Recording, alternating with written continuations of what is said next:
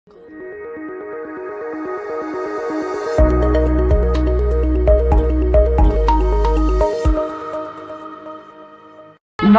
হিমছড়ি থেকে জীবন নিয়ে ঢাকায় ফিরে আসতে পারবে না। ডন, হিমছড়িতে নাভেদের লাশ পুঁতে দে। মোর হাতে এখনো নাভেদের আট করার দাগ লাগিয়ে রয়েছে। ওর রক্ত দিয়ে এই দাগ মিটামু। হালার হালারে আগুন দিয়ে পুড়িয়ে মারতে চাই। আগুন কখন লাগবে? মৃত্যুর আগে না পরে? সময় সবকিছু কইয়া দেবে, কিন্তু মোর লগে যাইবে কেডা কেডা। রেশাদ, রেশাদ যাবে। Good Reshad, good, very good. দিলে শান্তি পাইলাম।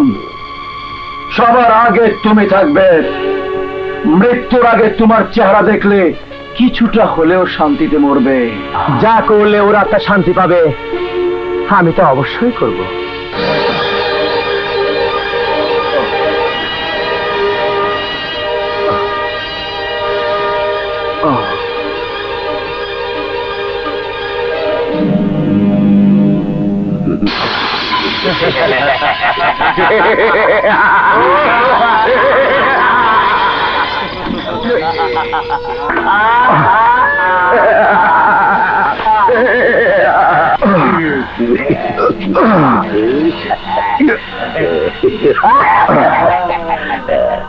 স্বপ্ন দেয় ভালো, আর কেউ যখন মরে নিয়ে স্বপ্ন দেয় তখন আরো ভাল লাগে।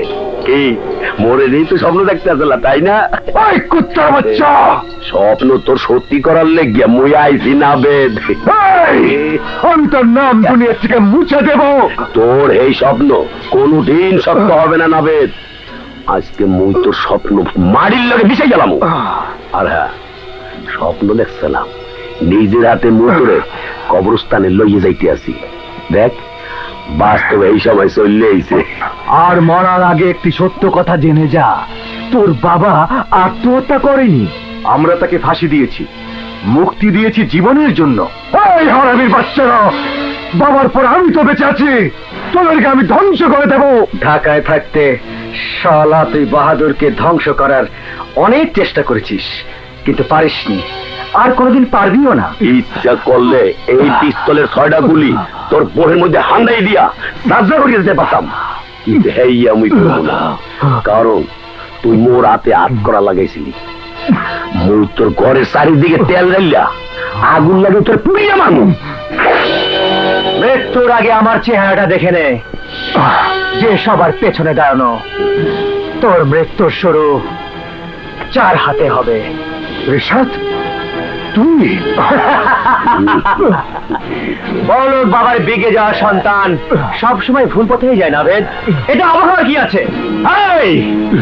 এই ঘরের প্রত্যেকটা কোণায় পেট্রোল দিয়ে ভিজিয়ে দে, যাতে মরতে সময় বেশি লাগে, চল কষ্ট বেশি হয়। নেতাগুলো পুড়িয়ে বুঝবি মুই কত খতরনাক। আলাদা কাবাবই মরবে এখন। এ তেজা, বিজু, তেল ছিড়াইয়া আগুন লাগাই দে। যাবার সময় আত্মীয়তার সম্পর্কটা আরেকটু পাকা করে যায়, তুই যেন মরেও শান্তি পাস।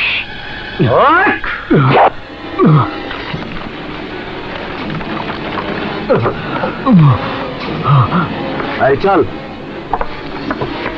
এদিকে।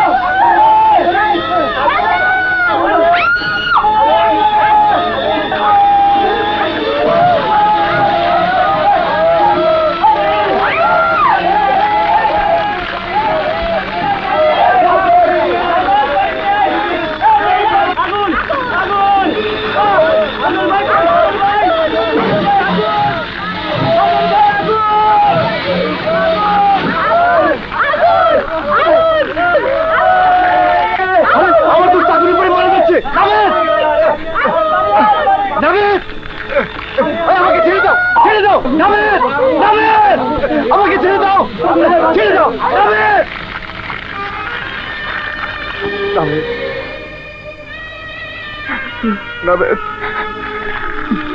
নাভেদ।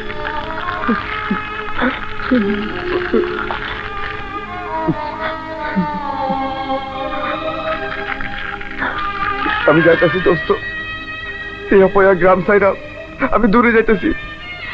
যেখানে যাই তোর সেটা আমি বলতে পারব না, কিন্তু নিজের বাপের কসম খায়া বলতাছি, যেদিন ওইসব গুন্ডাদের খোঁজ পামু যারা তোরে আগুনে পুড়াইছে, সেদিন ওই হারামি গুনারে বংশ শুদ্ধ শেষ করে ফেলামু। খুশি, খুশি, খুশি মা, শান্ত হও। খুশি, খুশি, খুশি।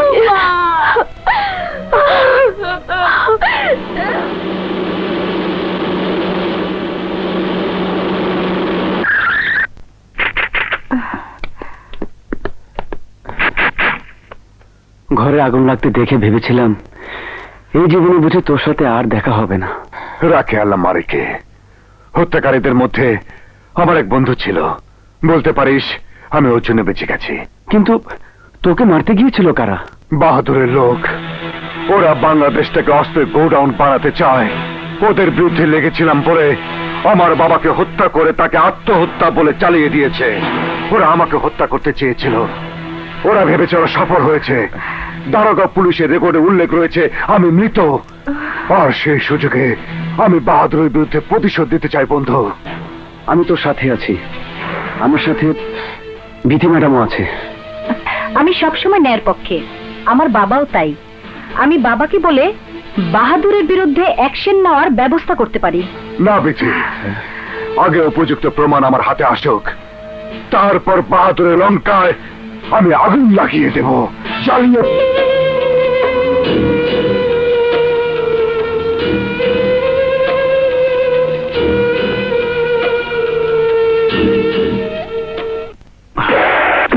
দিলে শান্তি নাই, মনে শান্তি নাই। একজন লোকের তারা খেয়ে চোরের মতো পালিয়ে এসেছিস। ছি ছি ছি। ওদেরকে ধমকে কোনো লাভ নেই, আগে আমাদের খুঁজে বের করতে হবে ঢাকা শহরের বুকে আমাদের এই নতুন শত্রু কে। ডন, আমার সব কয়টা ইনফরমারকে জানিয়ে দে, এই নতুন শত্রুর খোঁজ পাওয়া মাত্র আমাকে যেন জানায়।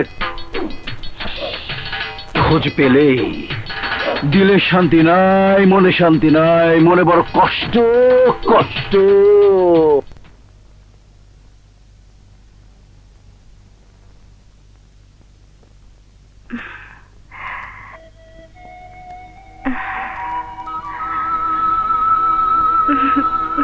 সজল,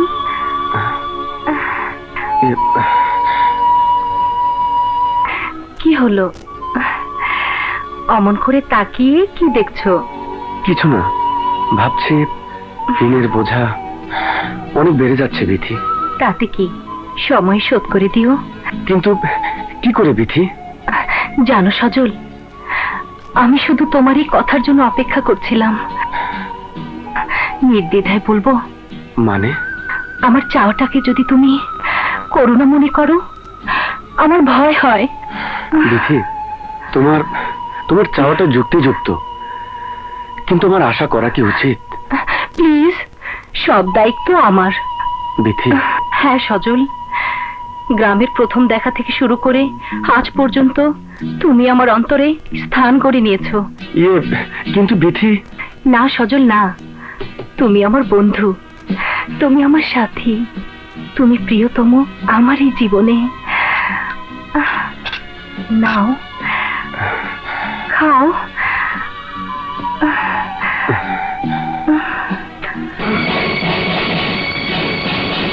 নাভেদ, নাভেদ, তুই বেঁচে আছিস? নাভেদ, আমরা তো জানতাম।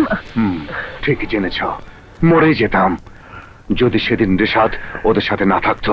কিন্তু রেশাদ, তুই ওদের সাথে হাত মিলেছিস কেন? কিসের অভাব তোর? দেশের ভালো চেয়ে কি লাভ? এর আইন আমার আর আমার বাবার মধ্যে উল্টো করে দিয়েছে। তাছাড়া ওদের সাথে আছি বলেই আজ আমি সুমনের জীবন বাঁচাতে পেরেছি, যেমন বাঁচিয়েছিলাম তোর দোস্ত। তোর বন্ধু। দোস্ত, তুই সঠিক সিদ্ধান্ত নিয়েছিস।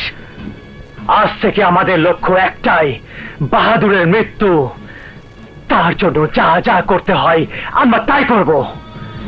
কিন্তু ওরা যদি আবার সুমনের উপর আক্রমণ করে? তার ব্যবস্থা আমি নিজেই করতে পারবো।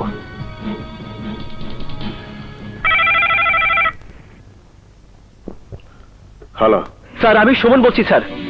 স্যার, আমি সবসময় আইনের সহযোগিতা করে এসেছি স্যার, কিন্তু আজ আমার আইনের সহযোগিতা প্রয়োজন স্যার। আমার উপর কিছুক্ষণ আগে বাহাদুরের লোকজন আক্রমণ করেছিল স্যার। ওরা আমাকে মেরে ফেলতে চেয়েছিল স্যার। আমার জন্য পুলিশ প্রোটেকশনের ব্যবস্থা করুন স্যার। ঠিক আছে, আমি পুলিশ ফোর্স পাঠানোর ব্যবস্থা করছি।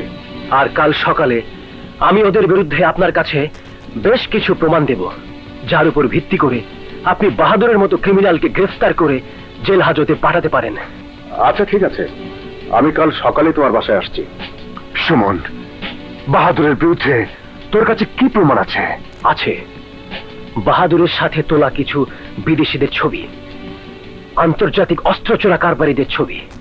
ওই ছবিগুলো নিশ্চিতভাবে প্রমাণ করবে বাহাদুর কত বড়